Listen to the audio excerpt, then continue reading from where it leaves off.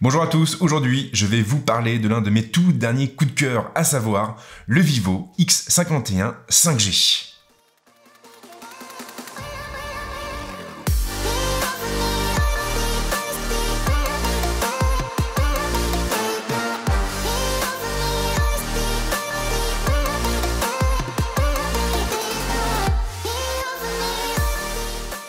Vivo est enfin arrivé en France. Après des années d'attente, la marque chinoise a finalement posé ses valises dans l'Hexagone pour la plus grande joie de ses fans qui n'auront plus à passer par la case import pour profiter de ses produits. Le Vivo X51 5G est donc le premier smartphone officiellement sorti chez nous. Il a une particularité très intéressante. Son capteur principal est monté sur un système de stabilisation mécanique, plus communément appelé gimbal. Alors c'est sûr, Vivo a beaucoup communiqué là-dessus, mais ce n'est pas le seul atout de l'appareil, comme on va le voir tout au long de ce test.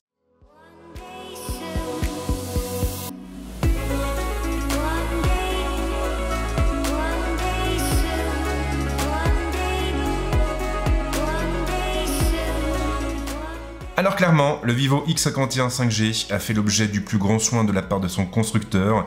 Il suffit de le manipuler pendant quelques minutes pour s'en rendre compte. Extrêmement bien fini, le X51 est clairement l'un des plus beaux smartphones qui me soit passé entre les mains ces derniers mois. De face, l'appareil impressionne avec un écran immense et majestueux, un écran qui est légèrement incurvé et qui semble presque totalement dénué de bordure.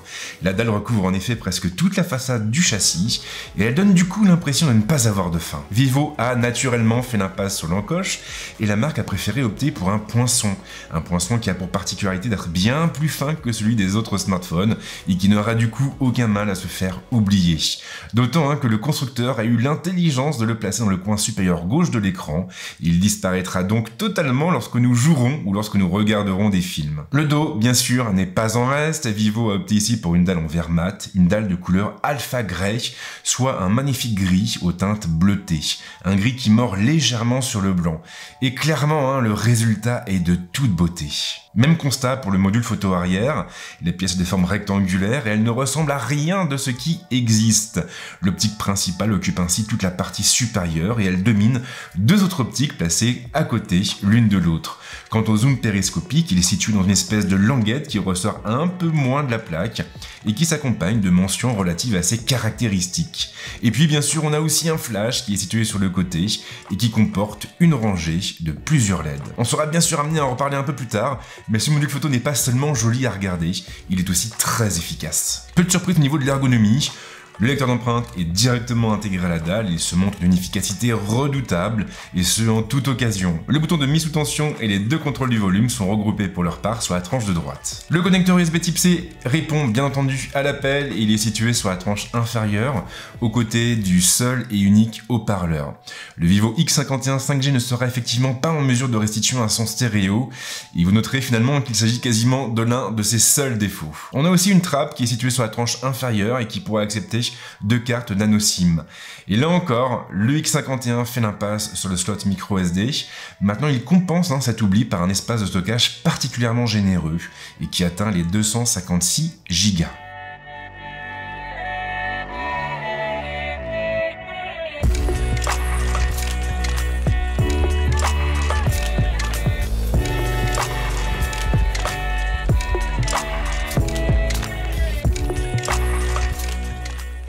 Vivo a donc mis le paquet sur le design, mais rassurez-vous car le constructeur n'a pas mis tous ses œufs dans le même panier et on va voir que le Vivo X51 5G a aussi une belle proposition sur le terrain de la fiche technique. L'écran pour commencer est tout simplement sublime.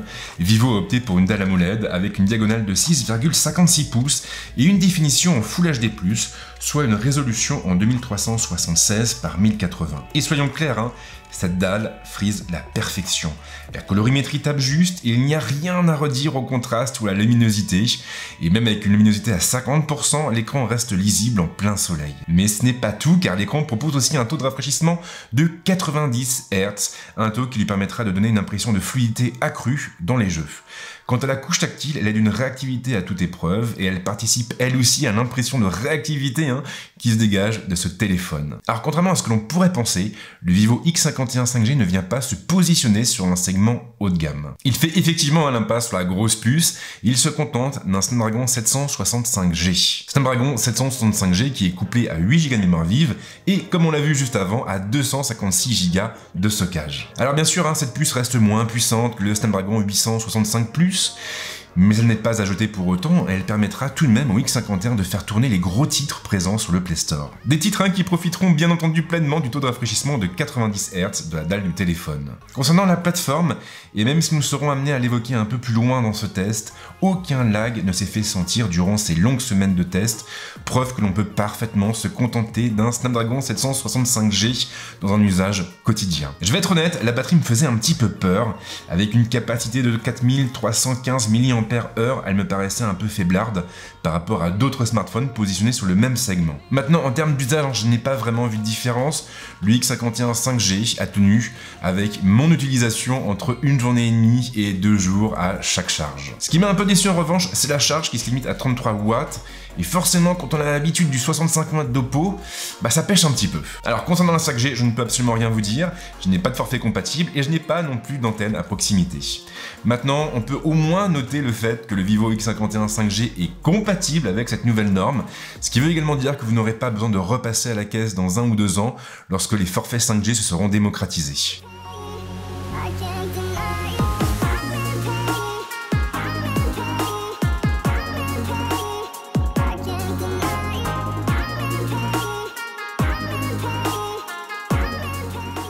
Alors j'en parlais tout à l'heure, mais le Vivo X51 5G a pour particularité d'embarquer un module photo dont la flexibilité est habituellement de celle que l'on retrouve sur les gros flagships du marché. Le capteur principal atteint donc les 48 millions de pixels et il s'agit de l'IMX 598 de Sony. Il est monté sur un gimbal mécanique au fonctionnement proche de celui des stabilisateurs classiques et il est couplé à une optique composée de 7 éléments et ouvrant à 1.6. Pour l'accompagner, on va trouver en dessous, à gauche, un capteur de 13 millions de pixels qui est associé à une optique équivalente à 50 mm.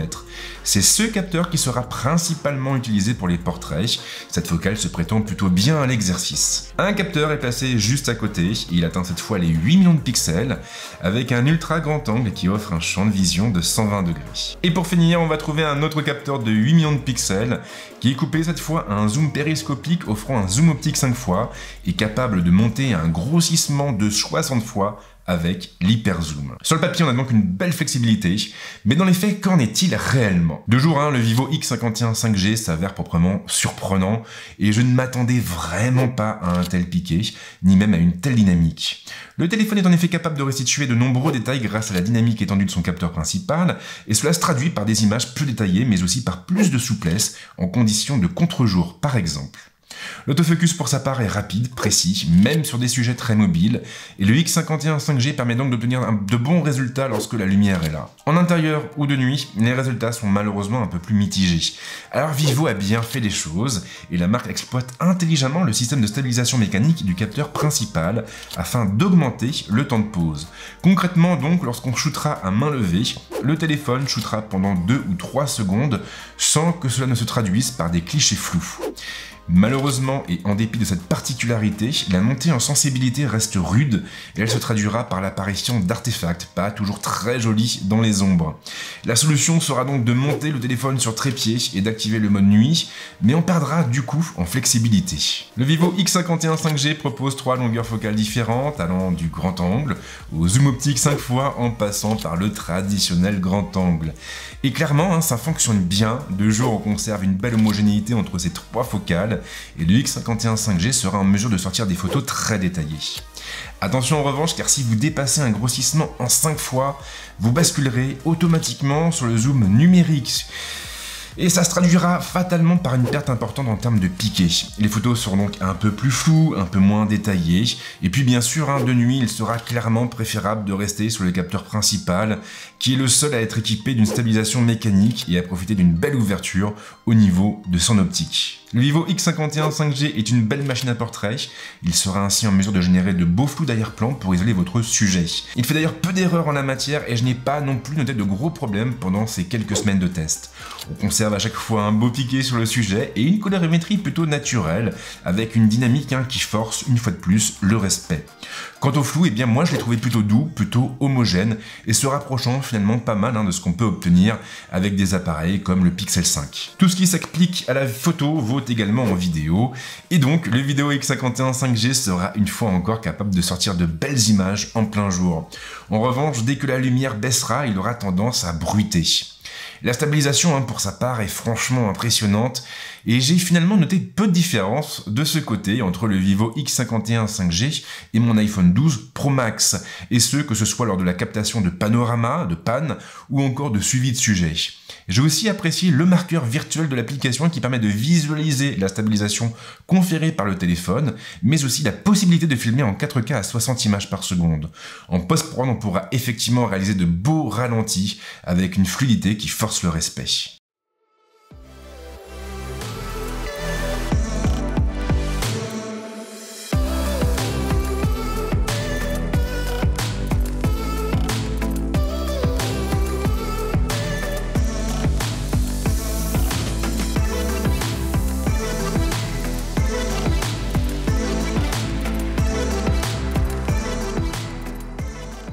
Le Vivo X51 5G est livré sous FunTouch OS 11, qui est lui-même basé sur Android 11 et donc sur la dernière version de la plateforme mobile de Google. Et attention, car il s'agit ici d'une ROM globale qui n'est pas du tout la même que celle que l'on trouve en Chine. Pour l'Europe et l'Occident, Vivo a choisi de se montrer un petit peu plus mesuré, et clairement, c'est un excellent choix. Si vous craignez de vous retrouver avec une plateforme aux couleurs criardes et bourrée de bloatwares, alors vous pouvez respirer un grand coup, car ce ne sera pas le cas. La version globale de FunTouch OS 11 se rapproche en effet énormément de la version stock d'Android, et donc de ce que vous pouvez trouver sur les pixels.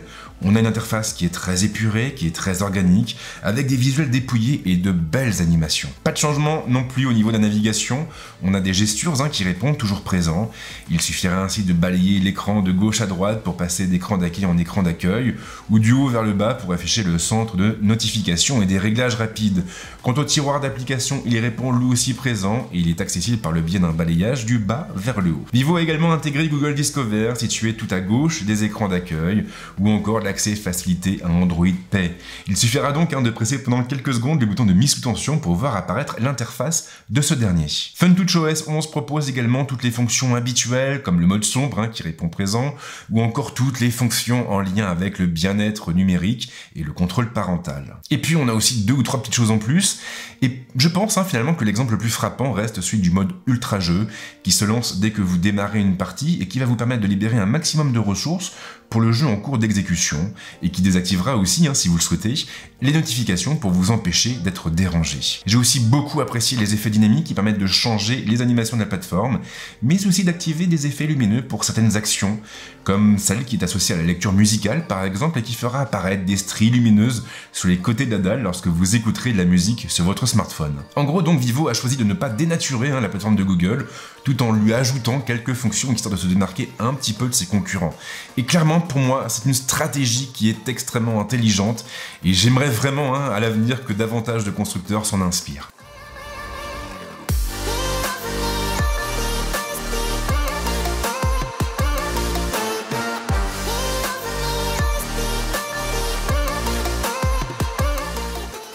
Alors comment résumer en quelques instants, en quelques minutes, une expérience qui s'est prolongée sur plusieurs semaines, voire même dans ce cas-là, sur plusieurs mois? Alors je pourrais évidemment synthétiser tout ce que je viens de vous dire et pointer du doigt les atouts et les faiblesses de l'appareil, mais en fait j'ai plutôt envie de résumer cette expérience en vous disant que le Vivo X51 5G fait partie de ces smartphones qui méritent qu'on leur laisse leur chance. Alors je pense que c'est un peu pour tout le monde pareil, lorsqu'on dépense plusieurs centaines d'euros dans un smartphone, on a tendance à se tourner vers des marques connues, reconnues, ou en tout cas des marques que l'on a identifiées. Maintenant, si vous voulez le fond de ma pensée, eh bien les constructeurs innovent généralement plus lorsqu'ils veulent devenir numéro 1 que lorsqu'ils le sont. Et c'est clairement ce qui ressort de ce Vivo X51 5G, loin d'être une simple référence de plus perdue dans l'immensité des smartphones, eh bien cet appareil apporte des nouveautés que l'on aimerait vraiment voir sur les gros flagships des constructeurs bien établis. Et en toute franchise, je pense que c'est vraiment pour ça qu'il mérite que vous lui laissiez sa chance. Alors après, bien sûr,